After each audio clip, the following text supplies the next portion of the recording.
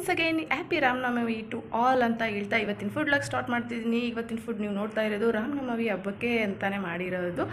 ತುಂಬ ಏನು ಸ್ಪೆಷಲ್ ಅಂದರೆ ಸ್ಪೆಷಲ್ ಆಗಲ್ಲ, ಕಾಮನ್ನಾಗಿ ರೆಡಿ ಮಾಡೋವಂಥ ಫುಡ್ನೇ ರಾಮನವಮಿ ಹಬ್ಬಕ್ಕೆ ಇವತ್ತು ಪ್ರಿಪೇರ್ ಮಾಡಿದ್ದೀನಿ. ಏನೆಲ್ಲ ಫುಡ್ ಪ್ರಿಪೇರ್ ಮಾಡಿದ್ದೀನಿ ಅಂದರೆ ನಿಮಗೂ ಕಾಣಿಸ್ತಾ ಇರ್ಬೋದು.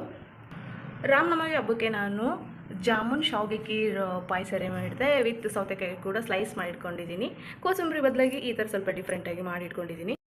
ರಾಮನವಮಿ ಹಬ್ಬಕ್ಕೆ ಬೆಲ್ಲದ ಪಾನಕ ಇಲ್ಲ ಅಂತಂದರೆ ಏನು ಚೆನ್ನಾಗಿರುತ್ತೆ ಅಲ್ವಾ. ಇದು ಬೆಲ್ಲದ ಪಾನಕ ರೆಡಿ ಮಾಡಿ ಇಟ್ಕೊಂಡಿದ್ದೀನಿ.